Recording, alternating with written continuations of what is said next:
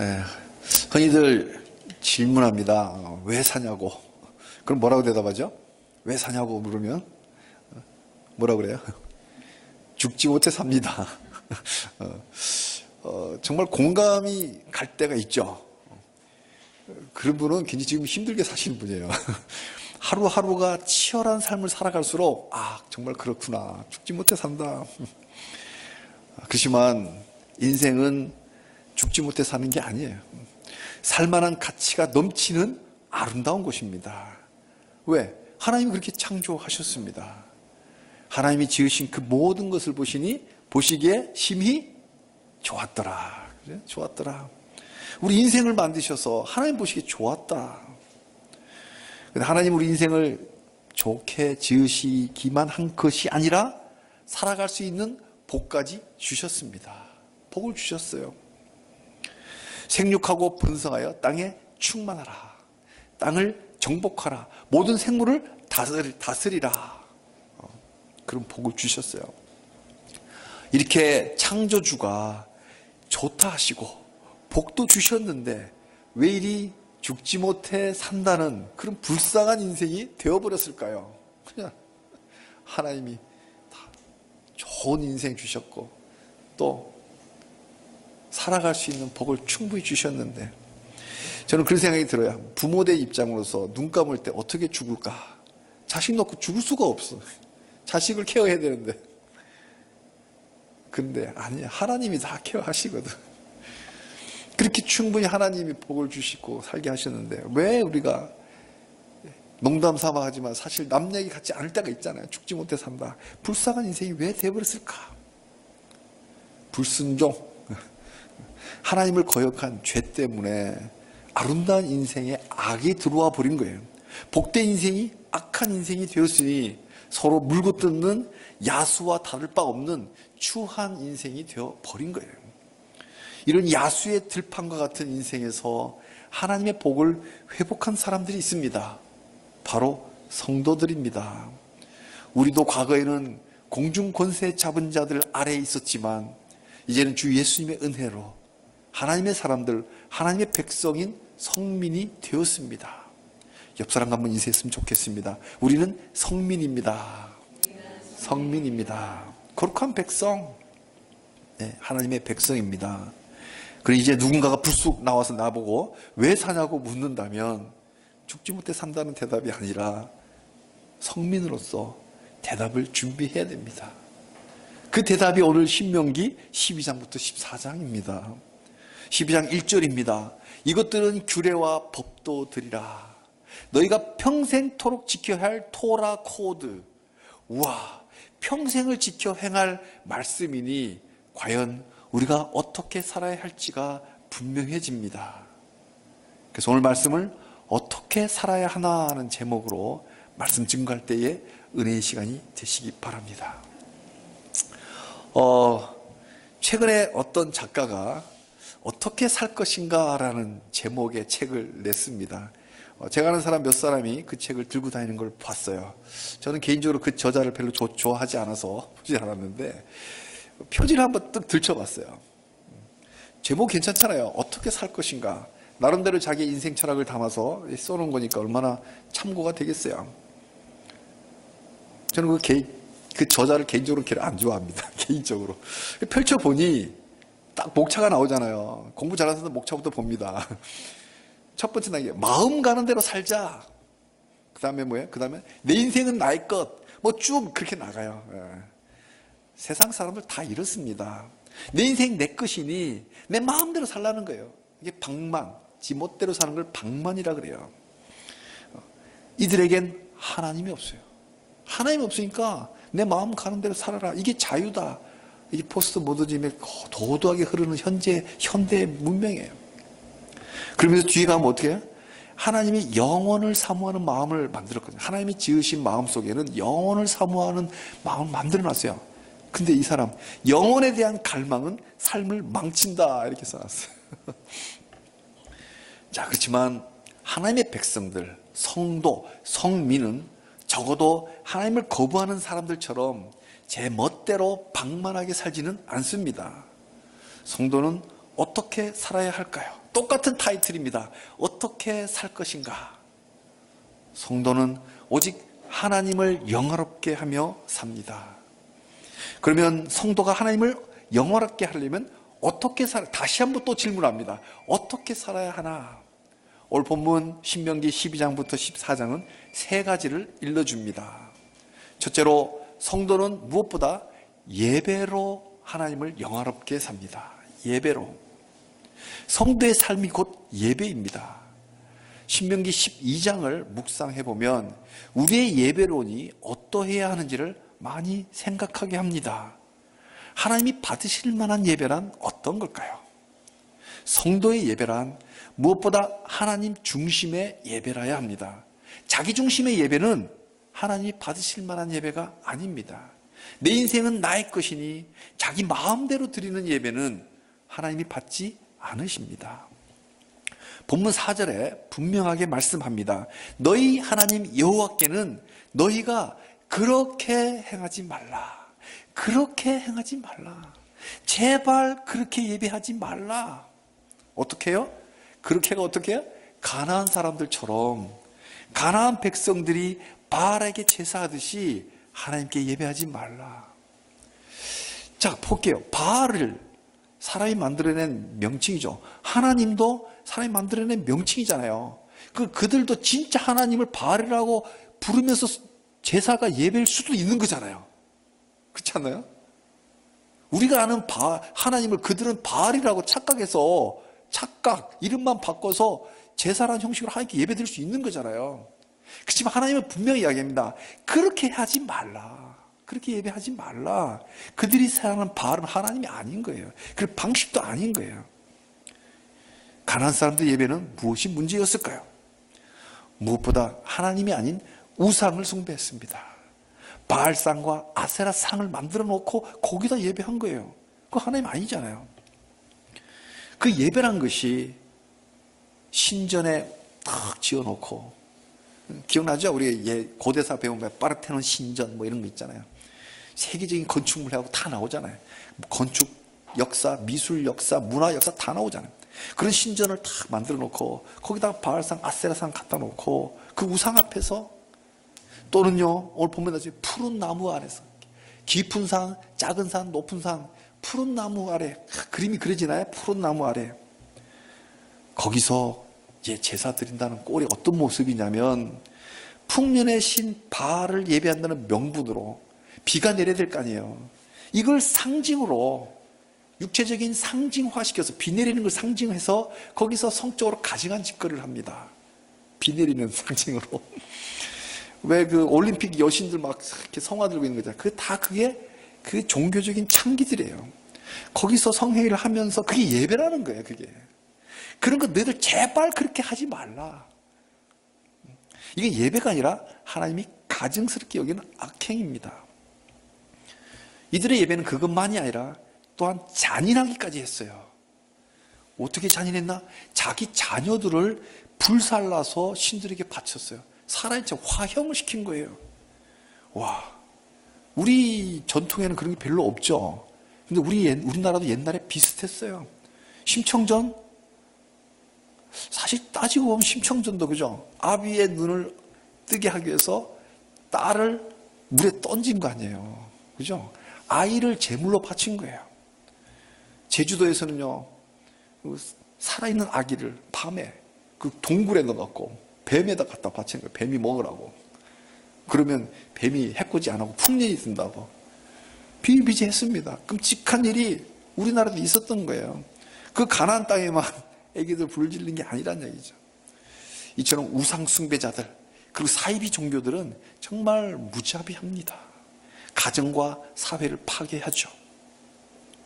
가나안 사람들의 제사는 왜 이 모양이었을까요? 우리가 지금 생각하면 참 이해가 안 가잖아요. 그지만 패턴만 다를 뿐이 똑같아요. 이들의 이 예배 행태 왜 이랬을까? 자기 중심이에요. 이기적이거든. 자기 중심이에요. 내 인생 내 것이니 마음대로 해라. 내 배를 불릴 수만 있다면 무슨 짓이라도 서슴지 않아요. 풍년이 나서 잘 먹고 잘 살 수만 있다면 내 아기 하나 바치는 거 아무렇지도 않는 거예요.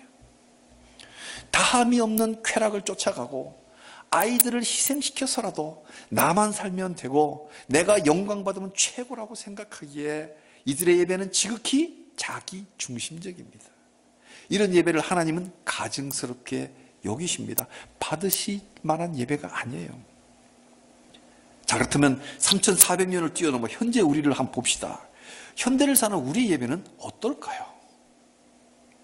정말 하나님이 받으실 만한 예배인가요? 아니면 하나님으로 포장했을 뿐 실제는 자기를 위한 예배일까요? 먼저 하나님은 우리 예배를 공예배로 드리라고 말씀하십니다. 5절을 한번 함께 읽겠습니다. 오직 너희의 하나님 여호와께서 자기의 이름을 두시려고 너희 모든 지파 중에서 택하신 곳인 그 계실 곳으로 찾아 나와서, 그죠? 하나님이 예배의 장소로 택하신 곳, 하나님이 계시는 그곳으로 찾아 나와서 예배를 드리라. 산속이나 푸른 나무 안에서 아무 데서나 예배 드리지 말고 자기가 택한 곳이 아니라 하나님이 택한 곳에 그걸로 찾아가서 예배를 드리라고 합니다. 오늘날 치면 주일, 교회에서 공적으로 드리는 이 공예배, 공적으로 예배 드리는 이 공예배 자리로 나와서 예배를 드려야 됩니다. 혼자 드리는 예배는 기뻐하지 않으십니다. 아프다든지, 그죠? 피치 못할 사정이 있어서 지금 그 시간에 교회당에 갈 수 없을 그런 경우라면 몰라도 교회 예배 얼마나 갈 수 있는데도 불구하고 또는 이 모임이 싫어서 누군가가 싫어서 피하고 싶어서 몰래, 그렇다고 예배 안 드릴 수는 없으니까 몰래 혼자서 드리는 그 예배는 하나님이 기뻐 받으실 만한 예배가 아닌 거죠. 현재 우리 기독교 TV 채널이 무려 5개가 있습니다. 그 채널마다 주일 예배를 실시간으로 중계하고 있어요. 지금 이 시간도 아마 중계하고 있을 거예요. 그렇지만 이 방송 예배는 몸이 아파서 교회 공동체 나갈 수 없어서 지금 중환자실이나 환자실에 누워있을 경우에 못 나오잖아요. 그럼 얼마나 방송 예배가 필요하겠어요. 또 우리 국군 아저씨들, 소방관들 지금 근무 중에 자리를 피할 수는 없잖아요. 그렇지만 이렇게 조그맣게 방송으로 예배에 참석할 수는 있는 거잖아요. 그런 특수한 경우에 주로 아프신 분들을 위해서 유익한 방송입니다. 그러나 공예배에 갈 수 있는데도 그 예배에 누군가가 싫어서 피하고 싶어서 그런 사람들 위해서 그 방송 예배 드리는 거, 예배 지금 중계하는 거 아니에요. 성도와의 관계가 문제가 있어서 교회의 공예배를 피한다면 그것은 하나님과의 관계도 문제가 생겼다는 반증이죠. 우리 예수님도요, 회당에서 하나님 백성들과 함께 예배 드렸어요. 사도들도 기도 시간만 되면 성도들과 함께 그 기도하러 성전에 올라갔잖아요. 그래서 베드로, 요한이 어떻게 돼요? 성전 미문에 갔을 때, 그죠? 한 푼 주십시오 할 때, 내가 은과 금은 없으냐? 없지만 예수 그리스도 이름으로 일어나라. 일으켰잖아요. 그게 무슨 길이에요? 성전 가는 길이잖아요. 기도하는 거 아니냐? 혼자요? 성도들과 함께 기도할 때. 공예배에 사도들도 갔고 예수님도 갔단 말이에요. 사랑하는 성도님들, 요즘요 어떤 분들은 카페에 가서 예배 시간에 혼자 카페에 가서 커피 한잔 시켜놓고 성경책 보고 1시간 딱 하고 집에 갔는데 그 예배 드렸다는 거예요. 그거 분명히 사탄의 장난입니다. 염증이 난 거예요. 공동체를 파괴하는 거예요. 하나님 기뻐 받으신 예배가 아니다. 왜? 택하신 그곳에 찾아 나아가서 예배 드리라고 그러잖아요. 주일 아침이 밝으면 우리 성도님들은 어디 계시든지 간에 외지로 출장 갈 때가 있잖아요. 어디로 가시든지 간에 여행 중일 때도 있잖아요. 가까운 교회를 찾아 나아가서 거기서 드려지는 공예배에 꼭 참석하시기를 축복합니다. 주로 있을 때는 당연히 우리 여기 같이 예배 드리고 어디 멀리 출타했을 때는 그곳에 가서 낯가릴 필요가 없어요. 다만 공인된 교회 잘 분별해야 돼요. 요즘은 이단들도 거의 공인된 교회하고 거의 비슷하게 만들어놨어요. 그럼 우리가 분별해서 공인된 교회라면 다 아버지 집입니다. 두려워할 필요 없고 낯가릴 필요 없고 가서 같이 예배 드리면 됩니다. 아버지 집이니까. 저는 독일 여행 중에 주일 예배를 마르틴 루터가 그 반박문 딱 붙였던 그 떼지에 붙였던 그 비텐베르크 캐슬 처치 성교회, 우리말 번역이 성교회니까 잘 못 알아요. 캐슬 처치, 거기 가서 예배를 드린 적이 있어요. 500주년 기념 때 딱 그날 가서 거기서 예배를 드렸고, 또 그전에는 하이델베르크 그 성령교회 홀리 스피릿 처치 거기서 주일 예배를 실제로 드린 적이 있습니다. 그 시간에. 어떻게 했어요? 제가 이 독일어를 잘 몰라요. 그래서 이 독일어 예배를 알아들 수가 없었어요. 그렇지만 그리고 또 루터교잖아요. 루터랑이니까 우리가 한국교회 줄 갖고 있는 장로교, 감리교하고는 예배 모양이 조금 달라요. 좀 더 가톨릭적이고 좀 더 전통적이에요. 그렇지만 예배 분위기 자체가 그건 컬처잖아요. 전통적이었지만 여전히 하나님 중심의 예배였고, 그 교단이 다르고 교파가 다른지 좀 어때요? 루터랑이면 좀 어때요? 하나님 중심으로 예수 그리스도의 이름으로 드리는 예배니까 자기 중심이 아니라 그 예배의 은혜가 임재했고 하나님이 받으실 만한 예배였습니다. 오늘 본문 6절은 공예배를 드릴 때 빈손 오지 말고 번제에 드릴 예물을 가지고 오라고 합니다. 번제, whole burnt offering, 전부 다 태워서 드리는 제사다. 그게 번제예요. 희생제물 전부를 다 불살라 드리는 예배입니다. 그 짐승을 잡아서 그 고기를 불살리면 어떻게 돼요? 그 불고기, 불로 고기를 태우면 연기가 나잖아요. 연기로 바뀌어서 고기 덩어리가 연기로 바뀌면 어떻게 하늘로 무럭무럭 쫙 올라갑니다. 바람 혼자 없는 날 같으면 들판에서 구름이 쫙 올라가잖아요. 어디까지 가? 하늘 끝까지 올라가는 거 쳐다보세요. 끝까지 올라갑니다. 이게 하나의 상징입니다. 올라가 어디까지 가요? 하늘 끝까지 가죠? 하늘 끝이 뭐예요? 하늘 보좌에. 하늘 보좌에 가서 하나님 보좌 앞에 향기로 쫙 퍼지는 거.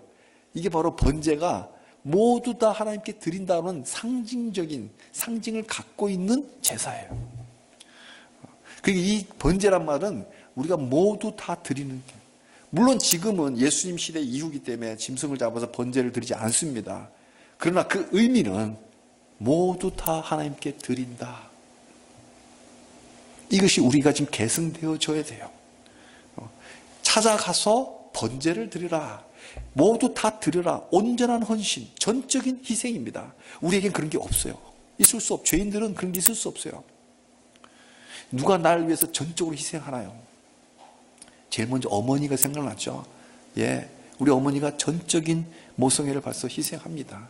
그러나 우리 그 주님께 가까이 갈 만한 온전한 다 태워드릴 수는 없어요.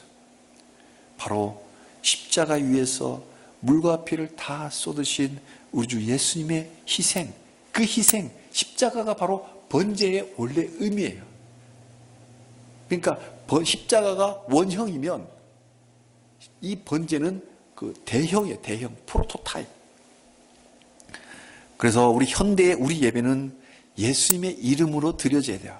번제를 갖고 오라는 이야기는 예수님의 이름으로 드리라. 그래야 받으실 만한 일입니다. 예수님을 통해서 하나님께 나아갈 수 있습니다. 내가 곧 길이요 진리요 생명이니 예수님 통하지 않고는 하나님께 나갈 수 없어요. 예수님을 통해서 우리가 남남이었지만, 그잖아요. 우리가 서로 남남이었잖아요. 그렇지만 예수님을 통해서 형제 자매가 된 거니까 함께 예배 드릴 수 있는 거예요. 단언컨대 예수님 없는 예배는 우상 숭배입니다. 영적으로 잘 분별하시길 바랍니다. 또 하나 잊지 말아야 될 중요한 예배의 원리, 예배는 즐거워야 됩니다. 7절을 함께 읽겠습니다. 이게 안 넘어가네요. 저기서 한번 올려주세요. 우리가 평소에 생각하지 못했던 신명기가 주는 귀중한 원리가 하나 있습니다. 예배는 즐거워야 된다. 함께 읽겠습니다. 거기 곧 너희의 하나님 여호와 앞에서 먹고 너희의 하나님 여호와께서 너희 손으로 수고한 일에 복 주심으로 말미암아 너희와 너희의 가족이 즐거워할지니라. 지금 집안에 있는 게 아니에요. 여호와 하나님 앞에 있잖아요. 하나님 앞에서 먹으면서 가족과 함께 즐거워해라. 하나님 앞에 있는 게 바로 예배예요.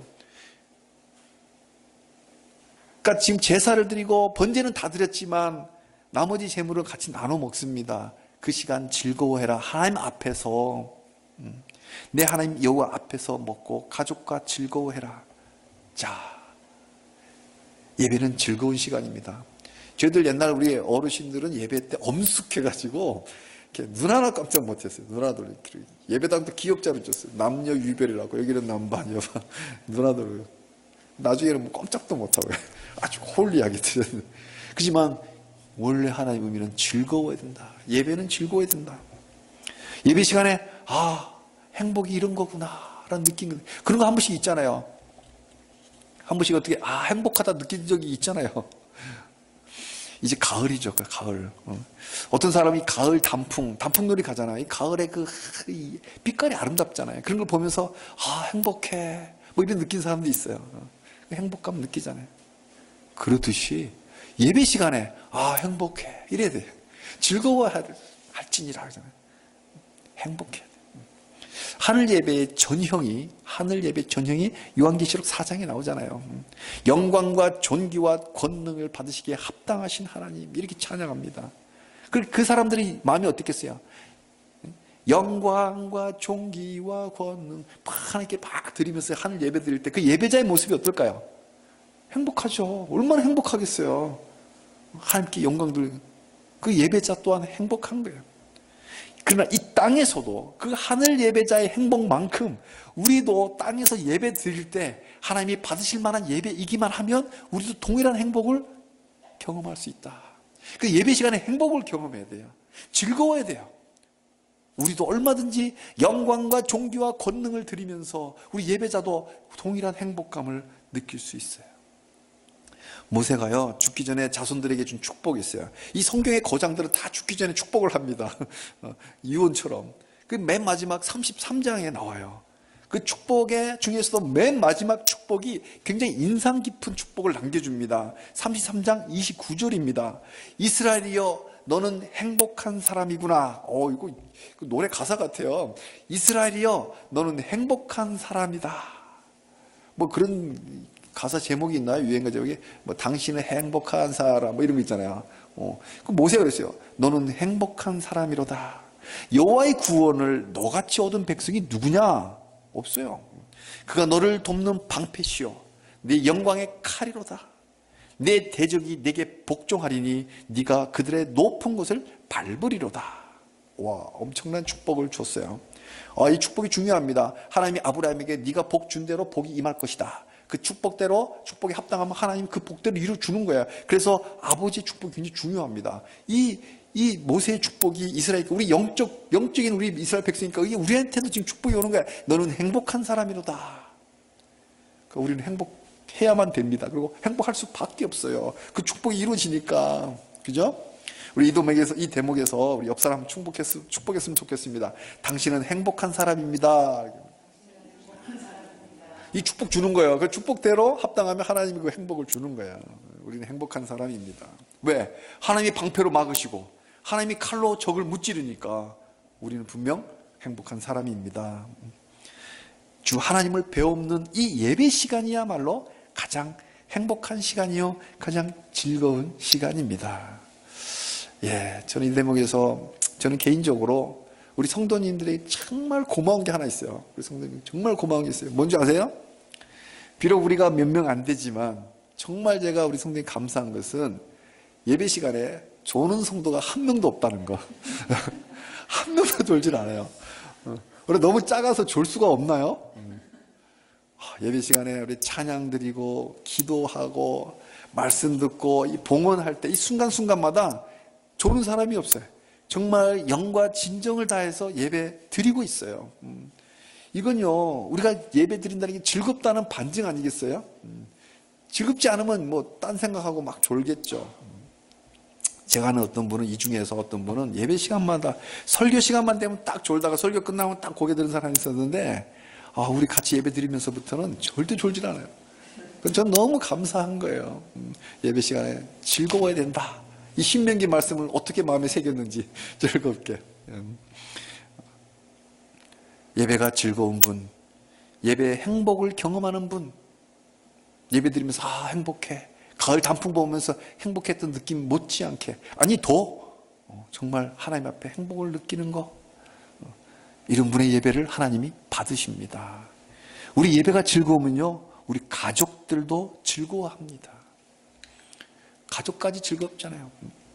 아직 주님을 모르는 가족들도 우리처럼 예배의 즐거움을 아는 날이 곧 올 겁니다.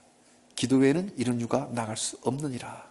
포기하지 말고 우리 가족들도 우리가 이 예배의 즐거움을 알듯이 아직 그 모르는 우리 가족들도 그 예배의 즐거움을 아는 날이 올 수 있도록 기도합시다. 기도하면 반드시 그날이 옵니다. 자, 어떻게 살아야 할까요? 예배로 하나님을 영화롭게 살아라. 성도의 삶에서 예배가 얼마나 중요했는지 이어지는 13장 통째로 거짓 예배에 대해서 3가지를 경고합니다. 그만큼 12장의 예배가 중요하니까 13장에는요 가짜 예배에 대해서 전체 다 이야기해요. 자칭 선지자를 조심해라. 영이라고 다 믿지 말고 분별해라. 이게 벌써 신명기에 나와요. 벌써 거짓 선지자가 많은 말세입니다. 기적을 행한다고 다 하나님 사람이 아니에요. 기적에 혹하지 마세요. 기적은 이단들도 다 행할 수 있어요. 그죠? 기적을 행하면서 우리가 알지 못하는 다른 신 섬기자고 슬쩍, 이건 공개적으로 하는 거예요. 선지자니까 공개적으로 이야기할 때 거기 따라가지 말아야 됩니다. 두 번째는 가장 가까운 가족들, 친구들이 유혹할 때도 있어요. 가장 가까운 가족들과 친구들이, 친구라면 목숨도 버릴 수 있는 그런 가까운 친구가 하나님 아닌 다른 신들 섬기자고 은밀하게 유혹해 오면 단호하게 잘라버리라고 경고합니다. 세 번째는 불량배란 말이 나와요. 힘으로 누르는. 그래서 다른 신 섬기자고 유혹할 때 단호하게. 불량배가 어디 따로 있나요? 압력 행사하면 그 사람이 불량배예요. 단호해야 됩니다. 사랑하는 성도님들, 우리 삶의 예배가 이만큼 중요합니다. 비싼 물건에 짝퉁 있잖아요. 싸구려는 짝퉁 없어요. 비싼 물건에 짝퉁 있잖아요. 왜? 예배가 그만큼 목숨 걸고 귀하니까 가짜 예배가 있는 거예요. 우리가 평생 목숨 걸고 드려야 할 예배인 만큼 짝퉁 예배, 거짓 예배를 잘 분별해내야 돼요. 나를 위한 예배, 그게 다 짝퉁 예배예요. 지금 똑같이 예배드리는 이 시간도 나를 위한 예배라면 이게 짝퉁 예배고, 하나님 중심, 하나님께 드리는 예배라면 기뻐 받으실 만한 예배인 거예요. 여기에 현혹되면 안 돼요. 하나님 중심 예배로 하나님을 영화롭게 하시기를 주님의 이름으로 축복합니다. 두 번째, 어떻게 살아야 할까? 두 번째, 하나님 예배로 하나님께 영화롭게 살아야 되지만 또 어떻게 살까? 신명기 14장에는요 쌍벽을 이루는 말씀 2가지를 주십니다. 1절로 3절을 함께 읽겠습니다. 너희는 너희 하나님 여호와의 자녀이니 죽은 자를 위하여 자기 몸을 베지 말며 눈썹 사이 이마 위에 털을 밀지 말라. 너는 내 하나님 여호와의 성민이라. 여호와께서 지상 만민 중에서 너를 택하여 자기 기업의 백성으로 삼으셨느니라. 너는 가증한 것은 무엇이든지 먹지 말라. 그러면서 우리가 레위기 때 배웠던 쭉 나옵니다. 돼지고기 먹지 말고 뱀고기 먹지 말고 쭉 나옵니다. 자, 죽은 자를 위해서 자기 몸을 베지 말라. 가증한 것은 뭐든지 먹지 말라. 왜요? 우리는 여호와 하나님의 성민이기 때문에 그렇습니다. 성민. 옛날에 제가 섬기던 그 소그룹 순이라고 있어요. 순. 그 순 식구 중에 어떤 집사님의 아들 이름이 성민이에요. 성민. 하나님의 백성. 누군가가 죽었다고 해서 자기 몸에 칼을 대서 애도의 표시를 하는 거, 이거 하면 안 된다 이제. 아버지가 돌아가셨다고 슬프다고 자기 몸에 칼을 대고 그 아픈 표시를 하는 거야. 그렇게 하지 말라. 왜? 이게 까딱하면, 잘못하면 다른 사람 눈에 봤을 때 조상 숭배가 될 수 있고, 그리고 또 너무나 애통하니까 죽음이 끝이다라고 하는 시그널, 잘못된 시그널을 줄 수 있기 때문에 이 장례식 문화도 세속 문화처럼 해서는 안 된다. 여호와의 성민이라면 음식도 구별되게 먹어라. 지금 몸과 음식에 관한 말씀을 하잖아요. 이건 뭐야? 육체도 거룩하게 하라, 이런 말씀이에요. 육체가 뭐야? 행동으로. 우리 예배로 하나님 영화롭게 했듯이 이제는 행동으로도 하나님을 영화롭게 살아라, 그 말씀이에요. 지금 영혼이 하나님께 예배했다면 육체는 행동으로 하나님께 영화롭게 한다. 그리스 그 철학자 플라톤이 있죠. 다 아시죠? 플라톤. 육체는 정의를 어떻게 내렸냐면 기가 막혀요. 영혼을 가두는 감옥이다. 역시 철학자 같아요. 놀랍지 않나요? 다 이미 들었는 건가요? 저는 이 말씀을 처음 들었을 때 이 말을 좀 굉장히 놀랐어요. 와, 역시 플라톤이구나. 육체는 영혼을 가두는 감옥이다. 그들은 그러니까 이데아의 세계를 선과 악을 딱 양분해서 그렇게 생각하는 거예요. 그렇지만 성경은 육체에 대해서 영혼의 감옥이라고 그렇게 폄하하게 말하지 않습니다. 오히려 육체는 하나님이 만드시면서 보기 좋았더라. 좋은 거예요. 그 육체는 영혼의 감옥이 아니라 육체는 이 영혼이 하나님을 영화롭게 하는 그 또 하나의 무대잖아요.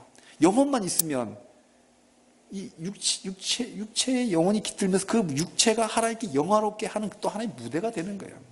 영혼은 예배로 하나님께 영화롭게 한다면 우리 육체는 행동으로 하나님을 영화롭게 한다. 근데 그 행동이 저렇게 몸을 자해하고 아무거나 먹고 이렇게 하지 말라. 단순한 율법적으로 해석하면 굉장히 깝깝해지지만은 그 안에 담겨있는 하나님의 마음을 알면 이야기가 또 달라집니다. 사도 바울이 뭐라고 했어요? 내게 모든 것이 가하나 다 유익하지 않다. 행동을 삼가했던 것처럼 모든 음식 우리가 하나도 버릴 것 없지만 그렇다고 우리 마약까지 먹을 수는 없잖아요.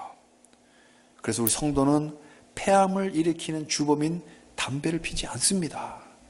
중독성이 강한 모든 것은 성도가 다 멀리합니다. 이 술은 한국 사회에 굉장히 오래된 병폐입니다. 술 잘 마셔야 사회생활 잘 안 주는 걸 알아요. 그러면 알코올 중독자에게 중대한 일을 맡기면 잘 되겠네요.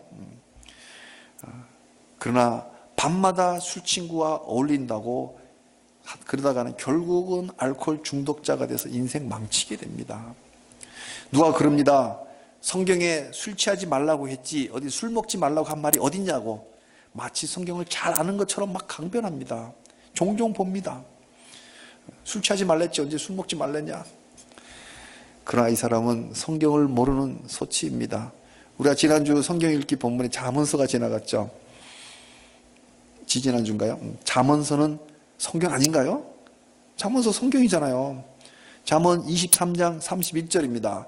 포도주는 붉고 잔에서 번쩍이며 순하게 내려가나니 너는 그것을 보지도 말지어다. 술을 보지도 말라. 20절에는 술을 즐겨하는 자들과는 더불어 사귀지 말라. 잠언서가 말씀합니다. 술은 보지도 말고 술 친구는 사귀지도 말라. 성도된 우리는 먹을 수 있으나 술 먹는 게 죄가 아니에요. 먹을 수 있어요. 그러나 구별하는 것은 술 먹고 하는 행동이 하나님을 영화롭게 하지 않는다 이 말이에요. 제일 첫 번째 누구예요? 노아가 술 마시고 취해가지고 옷을 훌러덩 다 벗고 그냥 나체로 있었어요. 이런 돌출 행동을 하는 거예요. 그 행동이 하나님께 영화롭게 하지 못하는 거예요. 술 앞에 장사가 없습니다. 사랑하는 성도님들, 무마라는 미명 아래 현혹되지 않기를 바랍니다. 우리 모두 육체의 행동으로 하나님을 영화롭게 하며 살아가시기를 주님의 이름으로 축복합니다. 세 번째로 어떻게 살아야 하나? 예배로 하나님을 영화롭게, 그리고 행동으로 하나님을 영화롭게. 이제 신명기 마지막 세 번째는 11조로 하나님을 영화롭게 하며 살아가라. 신명기 11장 28절과 29절을 함께 읽겠습니다. 매 3년 끝에 그 해 소산의 10분의 1을 다 내어 네 성읍에 저축하여 너희 중에 분깃이나 기업이 없는 레위인과 내 성중에 거류하는 객과 및 고아와 과부들이 와서 먹고 배부르게 하라. 그리하면 내 하나님 여호와께서 네 손으로 하는 범사에 내게 복을 주시리라. 와, 하나님 말씀이 이렇습니다. 11조를 내서 제사장을 먹이고 지나가는 나그네를 먹이고 굶주린 고아와 과부들을 배불리 먹게 하라. 그리하면 네가 하는 범사에 복을 주겠다. 와, 11조의 복을, 이 복의 약속을 꼭 잡으시기를 축복합니다. 이만큼 성도의 11조는 하나님을 영화롭게 합니다. 먼저 11조를 봉헌하는 성도 자신이 하나님을 영화롭게 합니다. 왜? 나의 소득은 실은 하나님이 주신 은혜다. 내 실력, 내 수고가 아니다. 그 신앙 고백이에요. 이 고백이 하나님을 기쁘시게 합니다. 사람들은 흔히 자기가 누리는 것을 당연한 것으로 여길 때가 참 많아요. 농사를 예를 들면 땅 주고 비 내려주신 거 그 하나님 주신 걸로 다 인정을 합니다. 근데 자기 힘으로 농사 지은 거 이거는 은혜로 여기지 않고 자기 수고로 여겨요. 그렇지만 농사 지을 힘은 누가 주셨어요? 우리 육체를 기동하게 하시는 분은 창조주 하나님입니다. 갈빗대 하나 금만 가도 숨도 마음대로 못 쉬는 우리 몸이에요. 그러니까 농사 지을 힘도 하나님이 주신 거예요. 이제 추석인데 추석 직전에 지금 태풍이 오면 어떻게 돼요? 모두 허사예요. 수확 못해요. 눈앞에서 놓치는 거예요. 그러니 내 소득은 다 하나님께로부터 온 선물이다.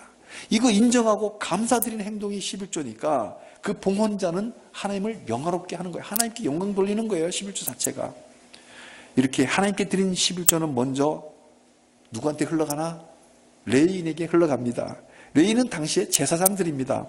오직 하나님께 예배 드리는 데만 전념했기 때문에 이 레위인들은 농사 짓지 않아서 벌이가 따로 없었어요. 이 레위인들이 11조를 먹으면서 어떻게 해요? 하나님이 책임져 주시는구나. 레위인들도 하나님께 경험하면서 하나님께 영광을 올려드리는 거예요. 성도의 11조가 레위인들을 하나님께 정말 올려드리는 역할을 합니다. 그리고 또 누가 먹어요?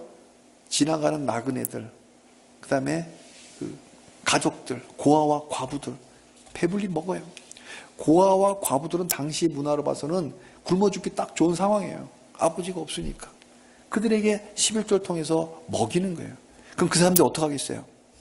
외적으로 표현을 하든 안 하든 이게 11조라는 걸 알아요. 먹으면서 11조를 자기가 먹는 걸 알면서 감사를 표현하든 안 하든 속으로는 하나님이 날 돌보시는구나. 이거 느끼는 거예요. 고아들이. 그러니까 그 11조를 통해서 고아들이 하나님께 영화롭게 하는 그 역할을 한다. 이렇게 성도의 11조는 하나님을 영화롭게 하는 귀한 신앙 고백이자 행동하는 믿음입니다. 사랑하는 성도님들, 우리 한 번뿐인 인생을 어떻게 살아야 할까요? 누구처럼 내 인생 내 마음 내키는 대로 살아야 할까요? 정말 그게 후회 없이 지구를 떠날 수 있는 그런 삶일까요? 탐욕을 쫓은 인생에게 남는 건 허무뿐입니다. 하나님 사랑하며 하나님을 영화롭게 살아야 하나님께 부르실 때 이 지구를 후회 없이 떠날 수 있습니다. 예배로 하나님을 영화롭게, 두 번째 행동으로 하나님을 영화롭게, 세 번째 11조로 하나님을 영화롭게 하는 성도로, 성민으로 살아가시기를 주님의 이름으로 축복합니다.